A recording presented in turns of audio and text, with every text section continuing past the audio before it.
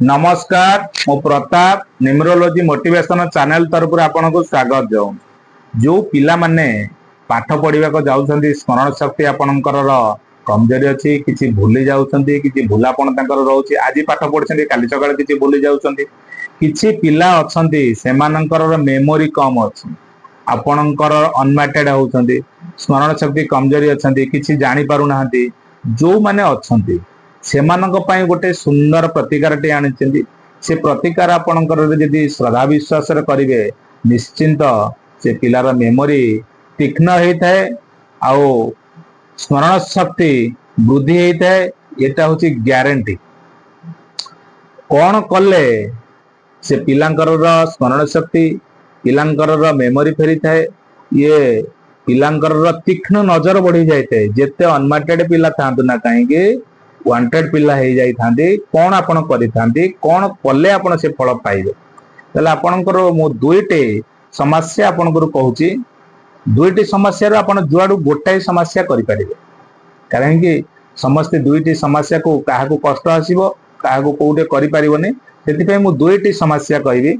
ए दुईटी प्रतिकार उपाय धेरे आपण जे कोनसी गोटाई उपाय आपण करो। जो माने वीडियो देखिया नुआ आछंती से माने सब्सक्राइब करंतु लाइक करंतु और शेयर करंतु। जो भाई माने मोर पुराना भाई माने अछंती जो माने मते सब बेले कोऑपरेट करूछंती सेमानकर आशीर्वाद आसुची से माने लाइक करंतु तांकर संग साथी बंधु मान पाखु को शेयर करंतु। दुईटी उपाय आपनक पाखरे आपनको आज रखिबे जे कोनसी गोटे उपाय आपण पालन करि परिबे। जो मानकर मस्तिष्क आपण तीक्ष्ण करबा को चाहउछंती स्मरण शक्ति बढ़ाइबा को चाहउछंती एटा ग्यारंटी आपनको निश्चिंत आपण सफलता प्राप्त पाइबे। कौन सी कार्यटी प्रथम है 10टी तुलसी पत्र आणंतु तादरे 5टी गोलमरीच को भल भाव बाटी दियंतु। बाटी सकाळे तांको खाली पेट रे ताको पीवा को दियंतु।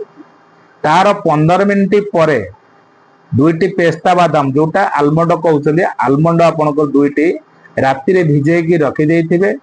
सकाळ को से दुईटी की ता ऊपर चोपा छड़ेबे। चोपा छड़े से पिला को दुईटा दे दियंतु खाइया पे। आपण देखिबे तीक्ष्ण स्मरण शक्ति वृद्धि होइथाय। सेमानकर मेमोरियल यदि सेमानकर अनवांटेड थांती तांको मेमोरी कमजोरी थाए बहुत सफलता प्राप्त पाइथांती। द्वितीयटी आपणकर यदि आपण करबे सकाळ जो पिलाटी अछि सकाळ स्नान साइला परे 5टी तुलसी पत्र आणतु जल साथी ताको दे दियंतु से गिली दब केबे ताको चोबे गिरी खाइबो नाही। 5टी पत्र को सीधा गिली दब। यदि तुलसी पत्र 5टी को गिली देगी पानी टुआ पी दे थाए ताले तार को केबे तो ठंडा ही धरिबो नाही ना कोनोसी समस्या आसीबो नाही। 5टी तुलसी पत्र ताको गिलीबे तार 15 मिनिट परे जिमती सेम प्रोसेस जोटा कहितली आपनकर जो पेस्ता बादाम आलमंड जो अछि राति रे दुईटी आपण भिजेइबे सकाळु से जे दुईटी आलमंड को ताको खाइबा को देबे। आपण देखंतु गोटे मास आपनकर परीक्षा करंतु देखिबे से पिला को केबे ठंडा तो आसीबो नाही केबे भी ताको ठंडा धरिबो नाही ना ता जीवन रे केबे तार मेमोरी रो जो कमजोरी पावर अछि केबे ही रहिबो। ये दुईटी प्रतिकार रो आपण जो गोटी आपण करि परिबे आपण से प्रतिकार कले आपण तार फल प्राप्त पाई परिबे। स्थिर आसीबो मन भीतर रे मानसिक उत्तेजना कमिबो। शरीर यदि बारंबार असुधिता होते असुधितार कमिबो। ये प्रतिकार श्रद्धा विश्वास रे करंतु। ये जो शब्दटी आपनको पाखरे आज रखिछि ये शब्दटी प्रतिकार हेछि को प्रतिकार लोक करि साइला परे मु आपनको पाखु आज पेश करूछि।